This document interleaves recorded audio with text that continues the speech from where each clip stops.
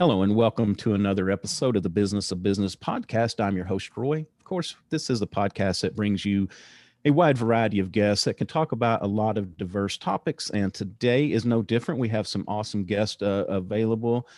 Lou Everett and Sherri McManus have taken time out of their day. They are with the Lou Everett Group and are known for their highly effective coaching, teaching, and speaking on the importance of personal growth and how it impacts influences our leaders.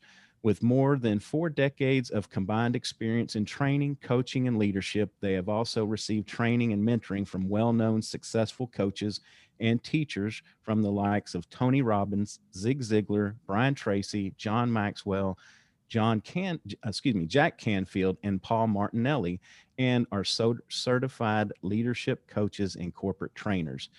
Their mission is to transform today's leaders by serving people and businesses through leadership coaching, corporate training, empowerment speaking, and personal development. Lou and Sherri, thanks for taking time out of your day to be with us. Certainly appreciate it. You bet. Thank you for having us, Roy. Appreciate that. You bet. Yeah, this is such an important topic to talk about. And, we had a little pre-show and we've talked in the past about this, is that, leadership is so important. And there are people who are born leaders, I think, but for most of us, it takes work. And hopefully even if you're good, you always want to be growing and learning as you go. So before we get too deep though, I want y'all to tell us kind of how you ended up in this space and where you came, your background. Mm-hmm. Sure. Yeah, that's a loaded question. Yeah. That's a lot there. We'll make it concise. Yeah. Okay. I'll start with me, with my background a little bit. So we both come from varying backgrounds, but always tended to be in the leadership space in some fashion. My leadership journey started when I was 17 years old, and I had got my first assistant manager role and thought that I was the big shot. And so since then, I've learned a lot, failed a lot, and had to relearn how to be a successful leader. And so over the years, I've had roles as middle management, upper management, executive leadership levels in corporate, and have learned a whole heck of a lot, not just from the experience, but from what I've learned by the mentoring and coaches that I have engaged with over the years to help me mold into who I am today. I will say one thing you mentioned about born leaders, and we're from the thought that there is no such thing. It's a myth. That we have some characteristics of young when you're born or as you grow that may have successful leadership qualities perhaps, but as you said, leadership is learned, right? Successful leadership is learned because it's all about influence. There's nothing else. It's really all about how we influence one another in order to accomplish a certain mission, right? But that's kind of in a nutshell where my background. It all started with my mother, and I was about 12 years old. Instead of being let me listen to my own music in the car, wasn't allowed to listen to my own tunes.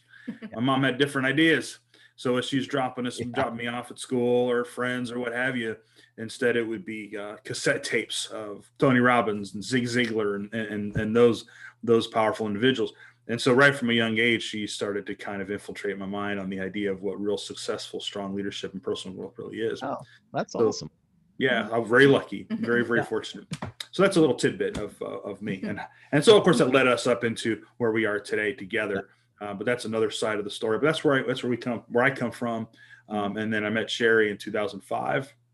And 4 months after we met, we started our own business together. In 2005, our first business. I don't recommend it right after you've been going out for a minute, but it will certainly make or break and determine whether or not it's going to work. We realized real quickly that we would actually work very well together in business as well. And so we've been, because we are a husband and wife duo, and so we realized quickly that we could use each other's strengths to maximize the potential and success of our business. Mm-hmm. Right. I think that's awesome.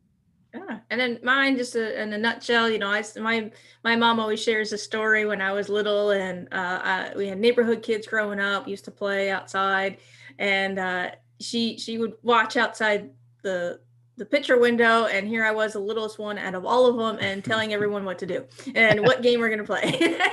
So I definitely had some characteristics. And then as I got older, I found myself in those type of leadership or influential type of positions. And it just kind of fell into it. People just looked up to me. They gravitated towards me. So as I got older, I definitely leaned into that, definitely fell into some traps and some myths of what leadership is and positional leadership. Because again, you surround yourself of who you think you should be surrounding yourself with, and you fall into some traps. And then, as you get more aware, then you realize going, oh, okay, this is actually something better. I think as we grow up, we get into certain jobs, and we're quickly to point out of what that we don't want in a leader or a boss, right? And you're just like, this is I'm never gonna do that. This is we're quickly to do that, and then it's far and few between when you could say, wow, I had a great manager, boss, leader, and I really want to emulate some of those characteristics. So just kind of like led up into that. Well, a couple things I was going to comment on is, first off, the husband and wife. My Terry, she's my boss, and she. It's nice when you can find something that you enjoy doing, and your partner does it and likes it. It's just to me, it's great about things, and she understands what's going on. So and it's hard. It can be hard. So I will say, if it works for you, there's really nothing better than in life than having that all wrapped up together. True. Right. I'm gonna send my kids an apology letter because I'm still listening to Tony Robbins. We were listening to Led Zeppelin and the Who. So maybe maybe I'll tell them I see now. Well, that was my mother. When I was in the car with my dad, it was a different story. And then we started listening to some music, and yeah, right.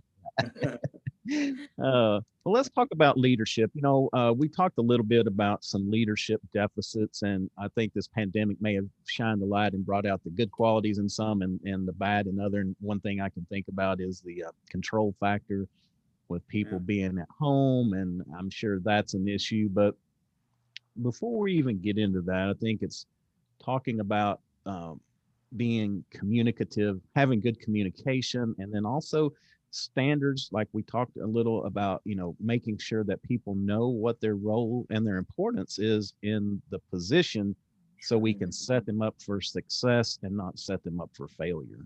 Absolutely. Yeah. Those expectations, definitely. Mm-hmm. Yeah, I think it's important, right? I mean, if you look at it, it's about trust. It really boils down to that in leadership, doesn't it? If you're managing and leading people, it comes down to trust and empathy and understanding.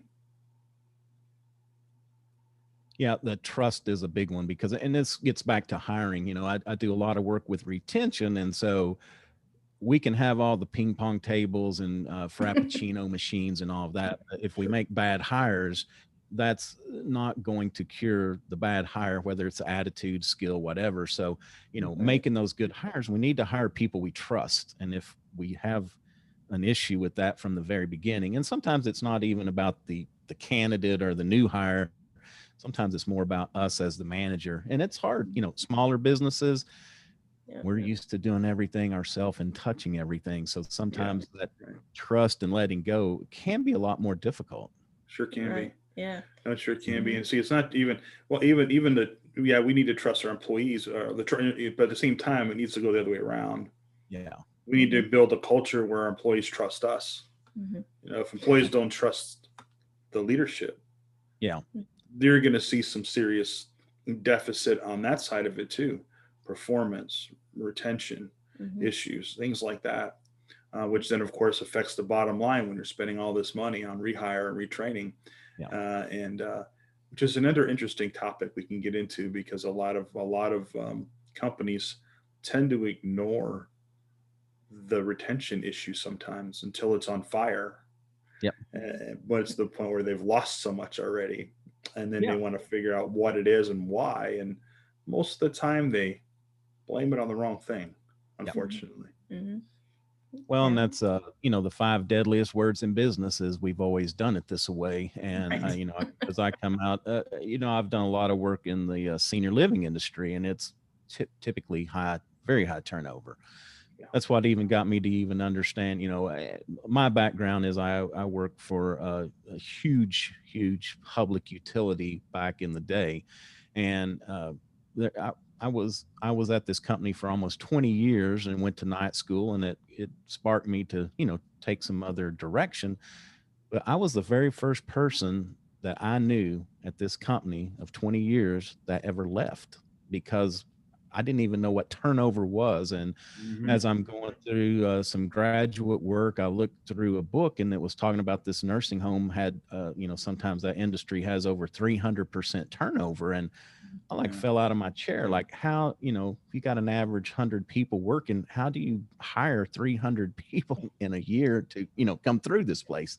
Yes. Yeah. It's unbelievable. And so I started doing the research and, finding out the cost of it. The cost is astronomical, even for lower wage at the bottom of the scale. It's crazy. And so, kind of focused me on that, which really kind of goes into this leadership, the deficits that we have as leaders, because, again, we've talked a little bit that employees typically will leave managers, not companies. Absolutely. Yeah. They will. Yeah. It really boils down to the culture, as leaders, managers, bosses, however you want to put a title on that, which is, we come from mythology that it doesn't matter your title, it's about influence. Right. So if you have an influence on your business, big or small, and if you don't have a people-centric culture, that really turns into a very negative situation. And, partly with this pandemic that has come to light is the players and the pretenders. And it has really stuck out to what organizations are really taking their people seriously. And I'm not talking about what you just said, ping pong tables and frappuccinos, that's always a nice perk, but having a safe space for individuals that they can feel that they're heard, that they feel cared for, that their manager has their back. And that is so critical. People much rather have that. And then in turn, the bottom line, which I know everybody's focused on, which I know everybody has to eat, but will produce more. And that's where the attrition can go. You start seeing the attrition to go lower, as long as the team feels heard and you actually take them seriously, and have that, and just have that people centric, and I'm reading a book with the Simon Sinek, the infinite game. And it's phenomenal. And it really touches in on this and about the finite versus the infinite. And most of these companies are as a finite is, let's just promote people that have high performance, and they create that culture. And I fell into that trap, and so has Lou too. We're like, hey, we're the rock stars. We're good at what we're really doing. And then you get the management role, and you're like, hey, congratulations. And then 6 months later, you get fired because you didn't meet your metrics. I'm like, well, you didn't equip me. Like, how was I supposed to know? And there is that, it's that constant, hamster wheel over and over again. And now it's time that we really got to pay attention to folks that are in this space, such as ourselves, to say, listen, are you in the long game or are you in the short game? Yes, you can be $1 billion company, but at what cost to your people? Right. So I can't stress that enough. And that, having that mindset, especially, is key, is so key. It's like, what culture are you trying to or want for your people that work with you? So it's so dire.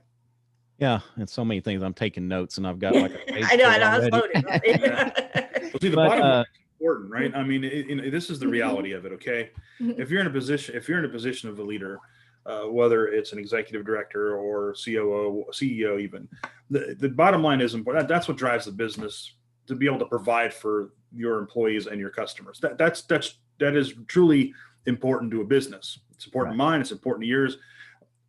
However, there's a distinctive difference between how we approach it as leaders, approach the bottom line, and how we get the job done using our people and leading them to do it.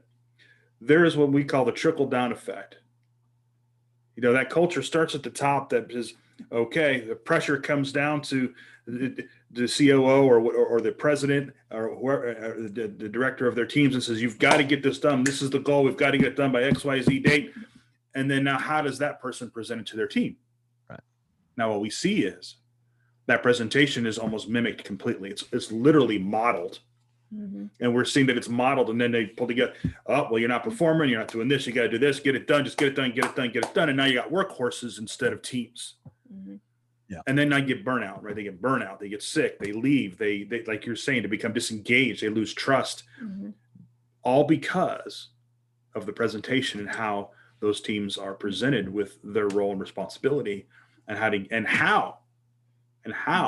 to get the goals accomplished. And why? And we're focusing on the wrong metrics. I'll be pretty bold in saying that. We're focusing on performance metrics, which mm-hmm. is great to a degree. It's necessary. To a point. But we're so obsessed with the metrics that we neglect that they're humans. And mm-hmm. we do have to engage to some degree and not separate the two. And yes, I was from a old school mentality as well. It's like, well, you take your emotions and leave them at the door. And here we just work, and you work from 9 to 5 and that's it, kind of thing. And it's like, dang, like that I'm sorry, but it's not even generational, but people are not tolerating that anymore. Yeah. They're mm-hmm. not. They're really, really not. Yeah.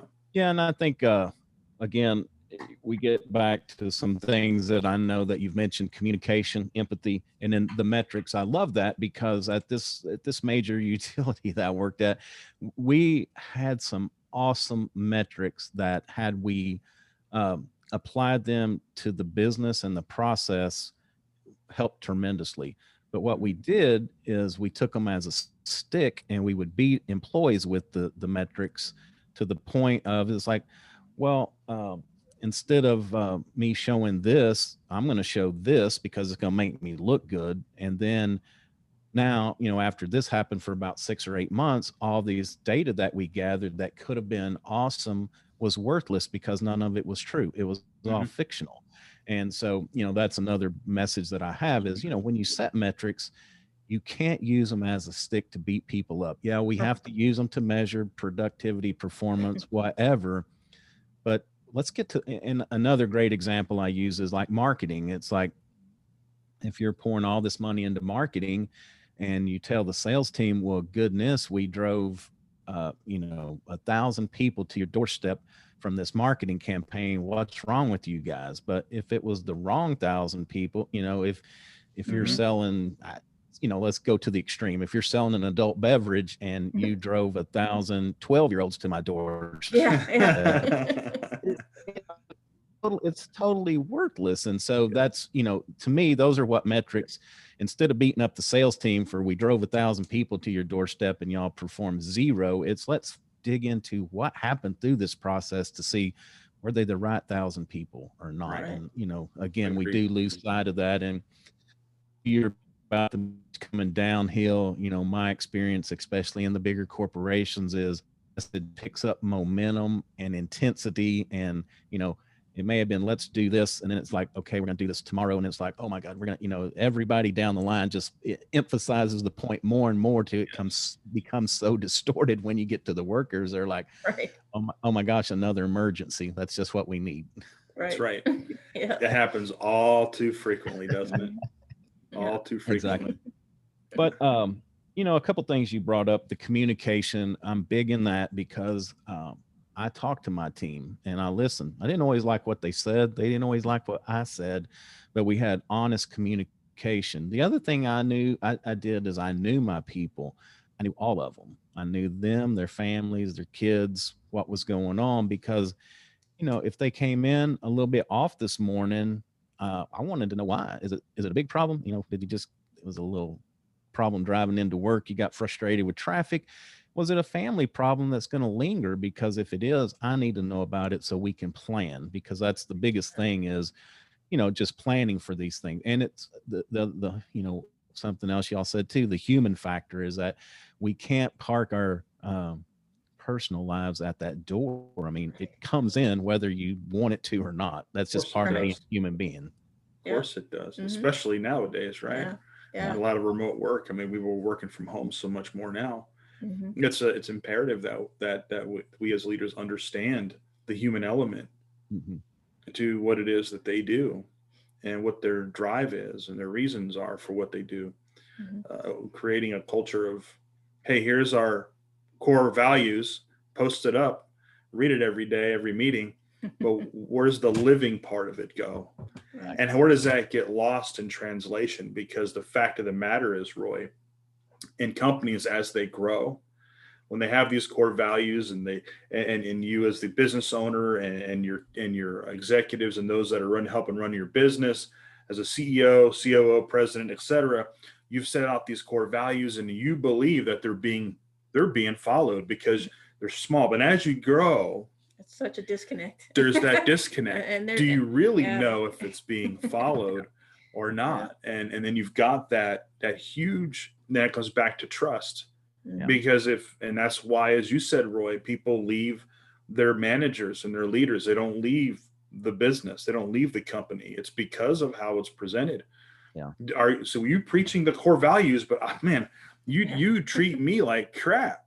Yeah. Or you talk to me as if I'm a slave, or I'm getting verbally abused, and or whatever it might be. It creates toxicity because now those core values really aren't being followed. However, every time that you hear the CEO speak or the director of the team speak, of the department speak, they are so proud of all of these managers that create this toxicity because they're following core values. And so the employees are like, I don't understand what's going on here. If these are the core values, and this is how they think this should be ran, I want nothing to do with it. But why are my teammates crying in their cubicle almost every day? Or why are they getting sick constantly? It's just that it takes on a physical component, and it's really sad. We've lived it too firsthand that, when you have this awareness, and I certainly did after my incident in 2018, being in the hospital in the ICU, but it was this awareness of like, this is a toxic work environment. But you have to have the awareness. And the sad part is that people, when you're in it, you don't realize it until you take a step back, or something catastrophe happens going, oh, okay. Like, I'm in the hospital. Like, where did this stem from? And it's so sad. And they were in denial. I mentioned this and it was like, oh no, what are you talking about? Everything's, it wasn't, rainbows and sunshine. But it was stressful. Yeah. Well, that's just the sales environment. No, it's not. Like, I've been in other sales departments and it was not a beating over the head, process, and they scared if you're going to walk in and get fired every day. I'm like, I don't think I've ever had that in all my years. It's scary. Yes. Because of maybe certain metrics, of course, and performance, but that's always there, but not to the fact people that aren't afraid to work. Yeah. If you get physically scared to come to work, that's an issue. Yeah. And unfortunately, some people don't realize that until you talk about it and you're like, oh, well, maybe that feeling when I get sick in the morning, or when I'm actually crying in my car before my shift starts. Yeah. Or the night before you get so anxious you can't sleep. That's a red flag. It really, really is. And as leaders, it is our responsibility to get noted for that, to find out. And it goes back to what you said, Roy, get to know your people and listen to them. But then take action. I actually, a manager told me once I had my team, they're like, great, get to know your people. But they didn't equip me. They didn't tell me how. I'm like, okay, I can have conversations, but then what? I was still learning myself. So it's like they had the intentions, they got to that point, but then that's it. Yeah. And then we're like, okay, let's go back to beating over the head and cranking out and getting all the metrics. It was just it was very interesting, Yeah. So they don't know what they don't know. So right. That used to be our model, and again, I keep going back to this because it was a huge company, but it was like, the next manager was the person who had either been there the longest and volunteered, or it was one of the lower men who they forced it on because there's nobody else that would take it. And so, I want to get to one other thing before I ask, I want to say what do we want to look at for leaders? But before that, I was going to mention the getting sick this is when I realized that my time at this company had come to an end, because me and I was with like 3 other managers, and we 2 of us were field people. We had people in the field, and a couple were engineers that did some work. And so we were riding, going somewhere, and one of them was like, oh, can you pull over? I need to go to the bathroom. And I'm like, oh my gosh, you're like my grandmother. We can't pass the bathroom without you needing to pull over. And so then all these three guys chimed in like, well, I was young at the time. I was in my 30s, and they chimed in. Well, like, when you've been here for this long, we take heart medication and blood thinner and this and that, and you'll be needing to go. I'm like, this job is never going to drive me to have to take medication. I can guarantee. And that's when I started looking around and saying, do I really want to be in a job that has forced me to a point that I need to take medication? Now it was what we used to call the golden handcuffs, because they had good pension, and that was another trigger. Not to get too deep, but the minute the pension changed, where it wasn't a defined payout, that's when it kind of freed me of that to be able to move. And it was the best thing that happened, because I've always enjoyed what I've done, and I don't want to be in that position. But let's get back to this. Part of this is like the process that we take to bring these new leaders up. So what are some, well, it used to be either you've been here the longest or you're the best at your job.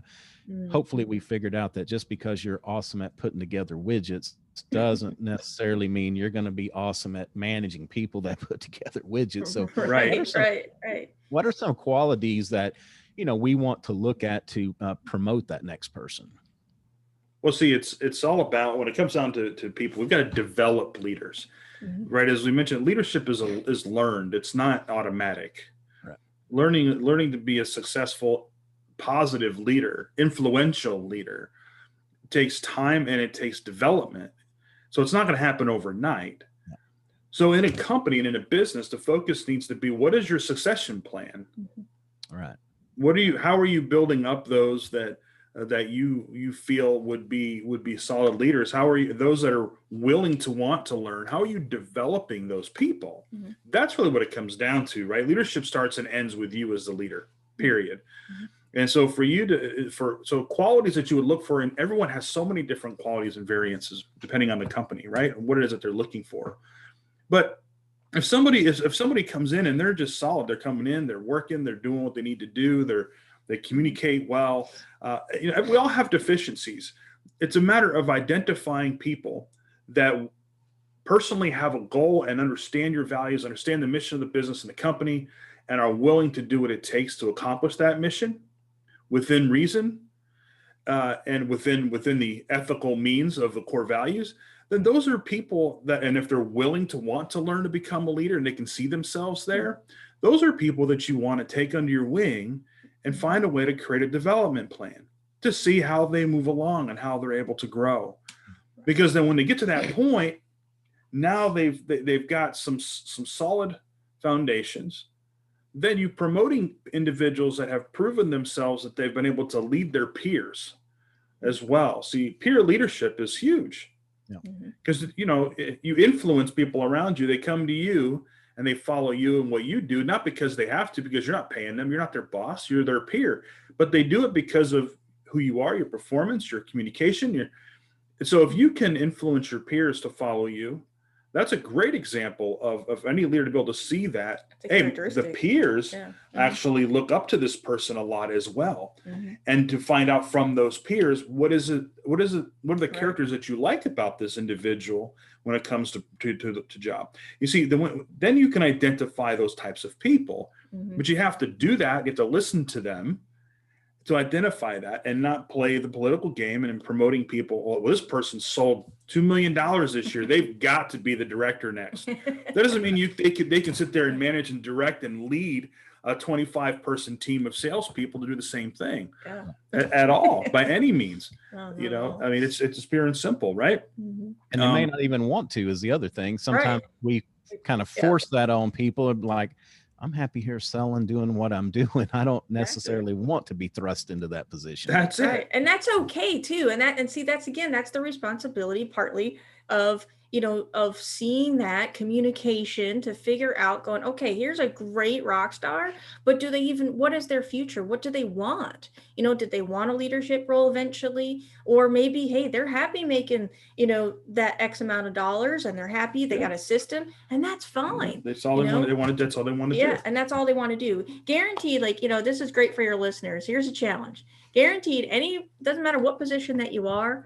I bet you if you ask someone, who is someone that you can talk to or go to, who's your go-to person that if you had a question about something At work. at work, other than, your typical boss or your, outside of your outside manager. of that, right? Guaranteed, they're all going to point to one person. Yeah. Right. And then the opposite is true. It's just like, who is the biggest jerk in your team? They're all going to point to a person.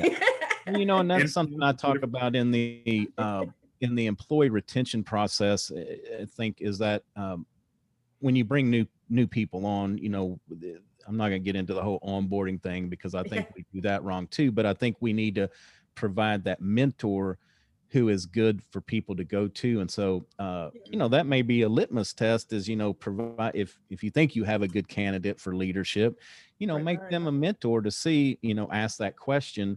But because I had, the situation that I had, one of the guys that they would send people to, I don't know why. He was a great worker, but he was a little bit twisted in his thinking. And so I was with him and a guy came up and asked a question about this specific situation. He gave him an answer. He walked away. I said, well, why didn't you tell him that, this has been happening at this location and that's where he needs to start? He's like, I had to figure it out on my own. He needs to figure it out on his own too. I'm like, oh my goodness, we're missing the whole point. We should be helping each other. Right. And so anyway, that was, to me, that was not the guy that he needs to be promoted, because that's not, to me, it wasn't a great leadership skill to say, hey, you got to figure this stuff out on your own. We should all be helping each other. Exactly. Right. Yeah. Well, and even if that's the case, right? Even if you did promote, what is your plan when you promote someone to a leadership role? When you've promoted them, what is your plan to develop them in that next level? Right. To assess where they currently are in leading teams. What is their communication style? How do they lead a team? How do they identify what their other team's communication style is? And if you can equip them, I mean, there was a perfect example. There was a company years ago that I worked for. For the first 2 weeks, all we did was leadership development training before I could even step a foot and make any decisions in my role. It was a great experience for me. It opened up my eyes. I'm like, well, I can do this. I've been management. Why would? Like, nope. This is what we all do to all of our leaders and develop them. And I learned so much. And yeah, it was 2 weeks. You got to pay these people still. But that development makes a huge difference when it comes down to leading a team. What are we doing? I'm not saying, hey, listen, unless they're like Mr. Leadership Joe, we can't promote them. What I'm saying is have a plan in place. Is there a development plan for your employees that are interested? Nowadays it's so easy. You connect with a company like ourselves or anybody else that provides opportunity for them to have like an online platform where they can go in, and if they've selected one, I'm interested in leadership development, well, at least get something started to find out where and assess them where they are to get some background. Because that's succession planning, and it keeps people engaged and gives value to what it is that they do and the values of the company. Then when you need somebody, these 5 people have been developing themselves over the last 2 years through this program that we have for them. Well, we're going to interview those people for this role, right? That is the intentional decision of making a decision on who you move into roles that are going to fully develop their teams. Yeah, and talking about planning and strategy, I think that's good because sometimes we, especially as newer businesses or growth mode businesses, it's like they come in on Monday and like, oh my gosh, we need to add somebody here. And so we make these reactive decisions instead of like, taking a little bit further approach and saying, what are our triggers for this growth and then for putting on a new manager, a new leader. And so we need to be training them up and developing in this time that we have. We don't want to wait till Monday morning. Like, we got to hire somebody today, and it's like, eeny, meeny, miny, mo, who's that going to be? Is taking that approach is that at some point, if you're in a growth mode or if you want to grow your business, you're going to have to add these managers. So get out in front of that and at least develop them. Agreed. Absolutely. Meet them where they are, and meet them where they are. And if you have a plan in place where you develop them, I already have a development plan in place for those that want to become leaders in the business. Then because there's going to be emergencies that come up. Right. The director of this department resigns last minute. We're like, oh, we got to get somebody in there ASAP. Right. Well, but if you've developed your people. Right. But if you've already had that proactiveness and already had that as a culture, already had that as a, in that, then it's a national society, natural to be like, oh, well, this person, well, now we have a pool of people. Right. And then you're constantly thinking that forward thinking and being proactive. And what's happening is that, we're stuck in this old mentality is that, we have people or organizations, and it doesn't matter. I was a state government worker for 7 years, so it's almost the same. That until we're putting our backs in a corner, until there's this huge fire, that's all of a sudden it's like, oh, we need to do something. It's just like, really, like, haven't we learned, that we need to be, yes, it sounds good in theory when people are like, oh, you need to be forward thinking and being proactive. Well, there's a truth to it. Any of the greats that we have out there that we've mentioned early on, there's truth to that. So why not heed that and actually do something about it, even if it's just a little bit? Have a transformation table, bringing certain leaders to a table that are kind of have those qualities that we pointed out that are like, hey, everybody's going to this person. Maybe they got something. Bring them in on something. Make a decision. Hey, bring them into that world, right? And see how they handle it a little bit. There's nothing wrong with that. But again, when they get certain leaders, unfortunately, they get so busy in their jobs, in what they have to do, and putting out fires, that they just don't have that moment, unfortunately, to continue to grow, because they blame it on time management, and they just think they know it all. And hit the top. They hit the top, and the cliche of like, oh, leadership is so lonely at the top. I'm like, well, you did it wrong. You forgot to bring some people behind you, to come up. So, and that's why we're just so passionate about it, because we can go on and on about it. And you are too, Roy. It's just like there's such frustration, and there's this leadership sadness that it just has to be a constant reminder to these newer leaders that are now starting their own businesses thanks to COVID, because they got tired of the other way. And don't fall into that old mentality. Don't, it's like, grow, treat yourself, lead yourself before you can lead others. Keep growing and having that growth mindset versus a fixed mindset. And you have to be intentional about it. And by doing that, and I'll give you a tip here, is that watch who you are around with. Jim Rohn says it the best, man. You are the average of the 5 people that you surround yourself with. And that is so true. Put yourself with mentors, put yourself with coaches, put yourself even reading a book of the greats that are out there, and take a little bit here and there. But then the next step is actually apply it. Don't just sit there and read a book going, hey, that was great. But then put it back on the shelf. I'd add accountability too. Yes, and accountability. You've got to be accountable, right? You got to make sure somebody's got to be there to make sure, hold your feet to the fire, to make sure you accomplish what you've read and studied and learned on. Right. And then share that out. Read a little bit, do a little bit, and that's exactly what our mentors have shared with us. And we're coaches, but we got 5 coaches. Don't be so proud that you're a coach and you know everything. I don't care if you've been in for 15 to 20 something years. You still have a coach. Yeah, I got 5 coaches, Roy. I'm that much work. Okay.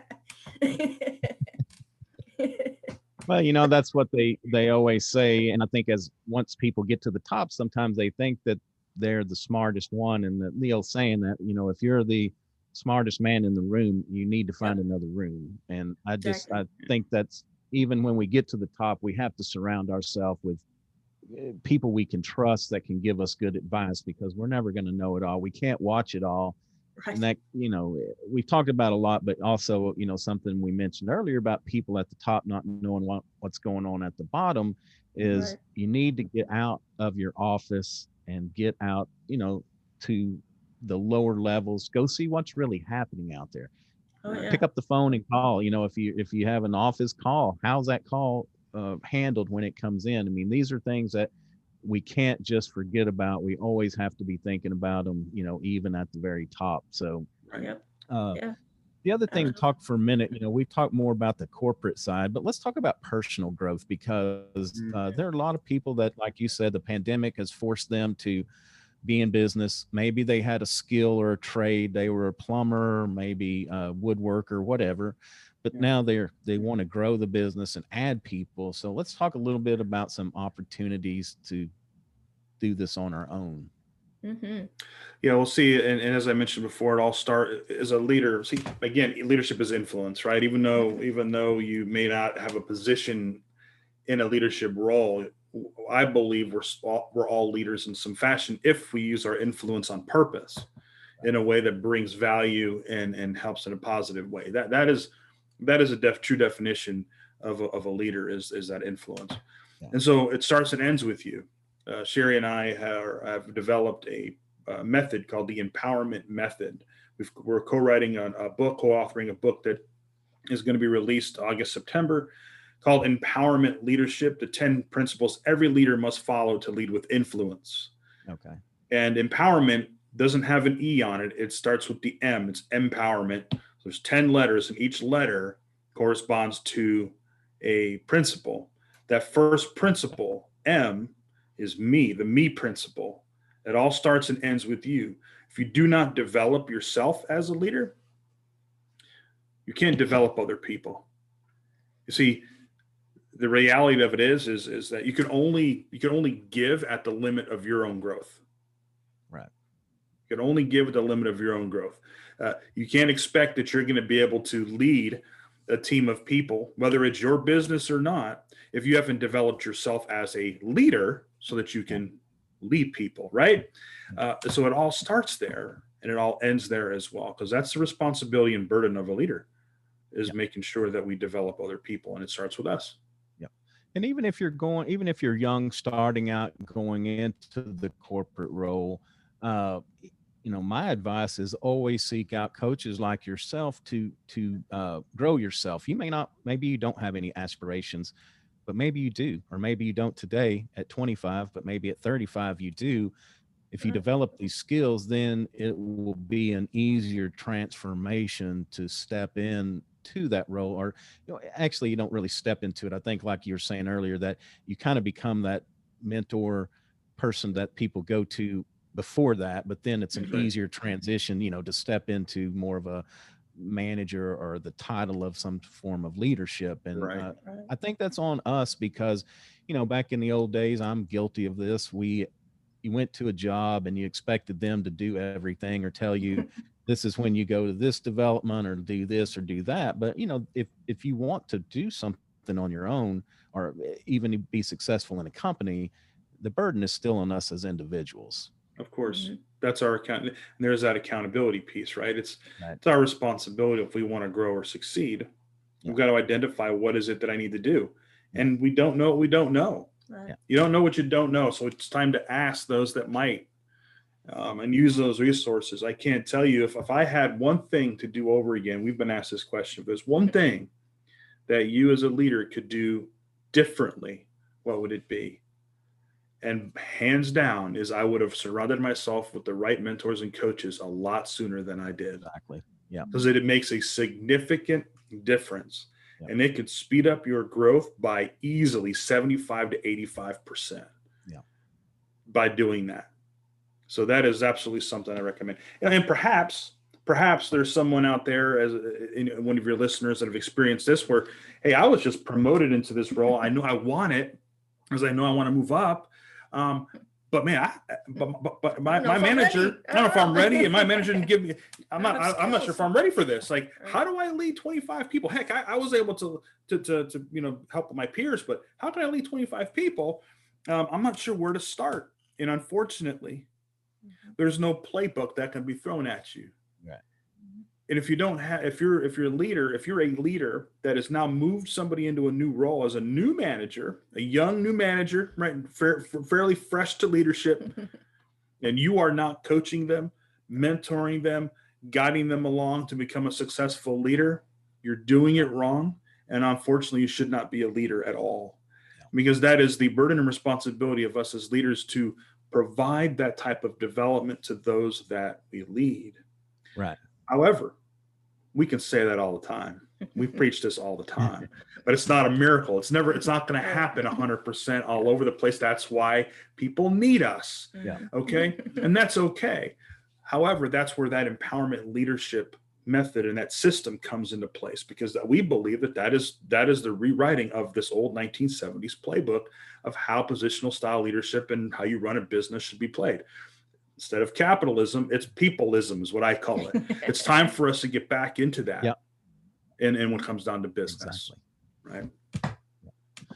Yeah. And, we've talked a lot about business and the profession, but this also transcends that, because as family people, we need to be leaders in our family. As if we have kids, we need them to buy into whatever we're trying to sell them, because people are always like, it doesn't matter what position you are. It's like, I'm not in sales, but really we're all in sales. We're all trying, if we have a spouse, we're trying to sell them on something. If it's kids, we're trying to sell them on how to be what we think are good citizens in this. So that those leadership qualities can transcend our work very easily.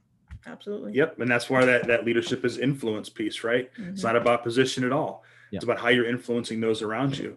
Because if you do it in a way that's impactful and done on purpose, not only is it going to influence and impact your family in a positive way, it's going to impact those around you, your community, your neighborhood, your city, your state, your country, the world. But you have to develop other people in the process, right? Hey, I've mentored this person. I've influenced this person. Do me a favor to pay me back. Go do that for somebody else. And the next thing you know, you're changing things. You're transforming the whole idea there. Yeah, and we can't be scared to give that away. I mean, I know it's y'all's business. Y'all make money off this, but I'm just saying in general in life, if sometimes people are very protective, like, oh, I don't want to tell them how I did this. And we need to be open and free to give that information to coworkers or, even people that maybe work at other companies. It's not, I don't know. I guess it also kind of, we get what we put out there, the old karma thing. Exactly. So, we want to put as much good stuff out there as we possibly can. It means helping people. And I like that peopleism. Is that what? Peopleism. Yeah. Yeah. I mean, I love that, because I think that we've become so focused that, like, in my prior utility experience, we became so focused on the quarterly results that we were making poor decisions that impacted people poorly. Right. We'd get back to making these decisions that really empower our people and support them and do what we need to do for them. I'm a firm believer that the profits will follow. We're not going. That's right. It doesn't have to be detrimental to our bottom line to care about our people and do the right thing. Agreed. Yeah. It's a side effect, right? You treat you develop your people well. You treat your people well. We can't be a leader without people. I've not met any leader that I know of in history that is a leader without people. That's just, we need people to lead, right? We need them to lead. But the side effect of leading them effectively and successfully is the profit. Right. So don't getting wrapped up in that. People before profits is our motto. And we believe that 100%. We've seen it even with other coaches and leaders and those same in the leadership space that we are. Right. We invite people. We do one-on-ones and talk with those that most people consider a competitor. Right. We don't consider that. We can't handle how many millions of people in the world, but we need more people to do that. And it's not about, again, it's not about like, I'm not giving you my secrets. It's about how can I help you help them? Because it's not about us. Yep. It's about them. And every leader, whether you're a coach, a leadership consultant, whether you are in a leadership position, that needs to be your mentality. It's not about us. It's about them. When that focus is pivoted, your decisions that you make, how you develop people, you start looking at it entirely different. Because I'll promise you, you follow those types of models, profit will happen because people will love to work with you. They'll want to follow you and they'll listen to you. And also how you make a person feel lasts longer than anything else. Yep. It really does. And that's what they remember the most. That's what I remember. Right. Yeah. And I think it also helps with talent attraction, is that when the word gets out that it's awesome to work here, that they support their people, we treat you right. people are lining up at your door, and now instead of, because I always say we want to be an employer of choice, not an employer of last resort. And so now, instead of having to pick through the leftovers of the applicants that just couldn't get hired anywhere, now we've got the pick of the cream of the crop because everybody wants to come work here. So that's exactly and you know what it. business that speaks volumes to that is Chick-fil-A.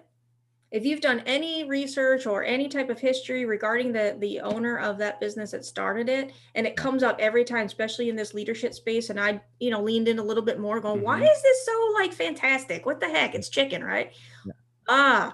It's because he had the people first mentality. Yep. And there's people constantly for employees that want to work there, and they're always adding new people all the time. They don't just sit there and have an open, like, oh, we need people, and then they close the door. Oh, we need people again. They're not doing that. It's a constant revolving as far as getting new talent in, and then the ones that don't want to stick around kind of weed themselves out anyway, and that's okay, because here's another rock star that's going to come right behind with that. So perfect example of how the quality of their product is a representation of the quality of the people, right?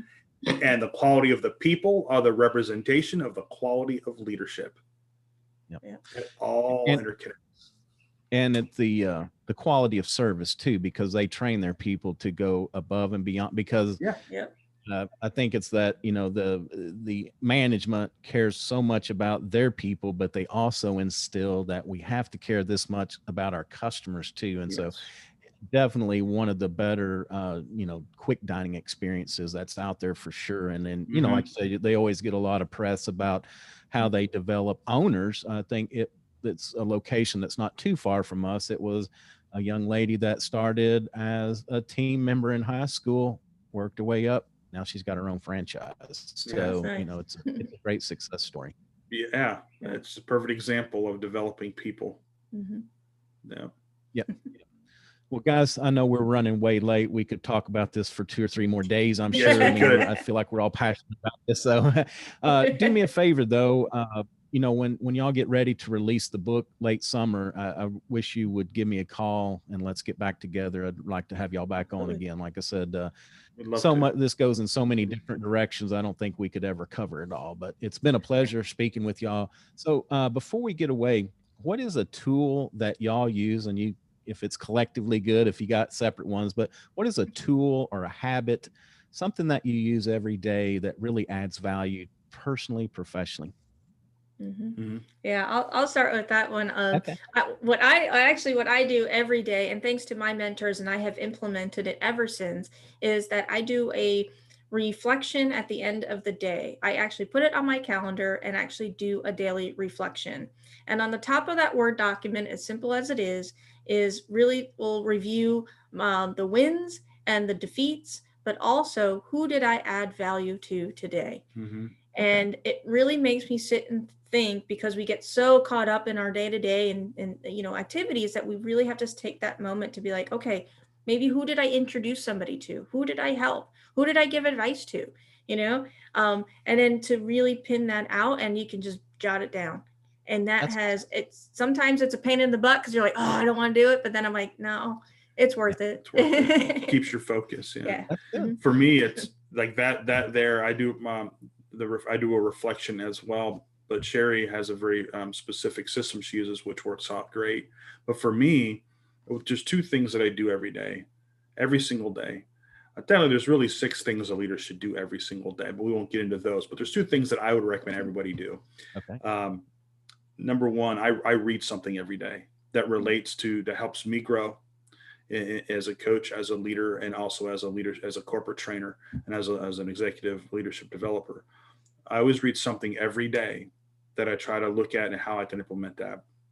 And the second thing that I do every day when I'm, we're done work and we're downstairs after dinner, we're, chilling out in a living room or whatever, I'll take a moment and I'll go through in my mind, or Rolodex in my mind, or in our CRM, and see if there's people, our clients that we've worked with in the past, that we work with now, that I haven't spoken to for a little while, or I haven't reached out to in a little while. And I'll try to find a way to reach out to them, send them something specific in an email, or give them a phone call and say, haven't heard from you in a little while. How you doing? to keep those relationships strong, so people understand that we are here for them, and that doesn't cost them anything or me anything but time, just to reach out, because relationships is what builds successful leadership. So those are two things that I do every day. Okay.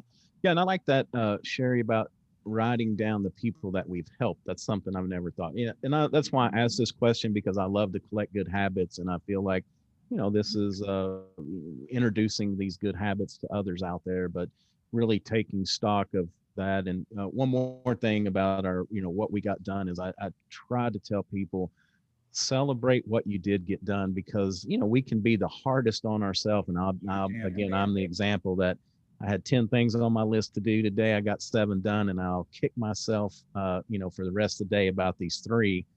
If I could hit 700, I would be making gazillions of dollars playing baseball. So we have to look at that. If you can let's celebrate what we're doing right, and we can work on those things that we need to fix. That's right. So. Celebrate your wins. I like it. Oh yeah. Mm-hmm. All right, guys. Well, thanks so much. Tell everybody, of course, who you work with, how you can help them, and then, of course, how can they reach out and get a hold of you? Sure. We work with small businesses that have teams. Generally, anywhere from the sweet spot is anywhere from 50 to 300 employees, and that have teams and that are finding that they're growing and that there is some gaps there that they're trying to fill, because it's starting to get big now. Where as a business owner, hey, how do we keep the communication going? How do we keep the lines open? Who do I put in what places here as far as positions, or who do I lead? How do I assess? That's a great example. Companies that have grown to the point where now they're starting to get some negative feedback from employees. There's like this negative culture, but they don't know where it came from. We have assessments that we can provide for the entire company to find out where those opportunities are, to put in place a process and a program to help reduce that gap and bring that success better. We also work with new managers who have just been promoted or even been a manager, and maybe their boss has now been replaced and is a different type of person. And here we are. I don't know how to deal with this person. The other one I love dealing with. I don't know how to deal with this person. As a matter of fact, they've given me 10 things I got to fix the next 6 months or I'm out. Like, those are the types of things that we help with. We have seen a significant increase in improvement in businesses. We also have a sweet spot for solo entrepreneurs, just because we are entrepreneurs, and so we do have a sweet spot there too.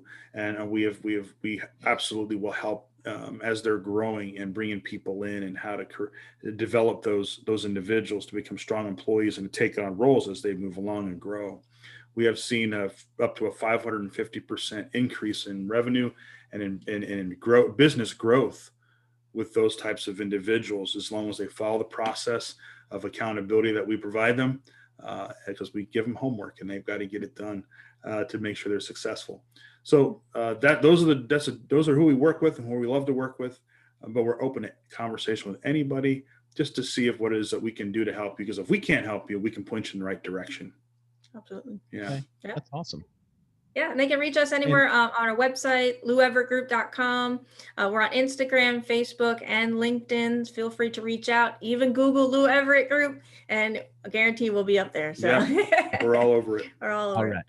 Awesome, guys. Well, thanks so much. That's going to do it for another episode of the Business of Business podcast. Of course, I'm your host, Roy. You can find us at www.thebusinessofbusinesspodcast.com. We're on all the major social media platforms, as well as the major podcast platforms, iTunes, Stitcher, Google, Spotify. If we're not on one that you listen to, please reach out. I'd be glad to add it on. So until next time, take care of yourself and take care of your business.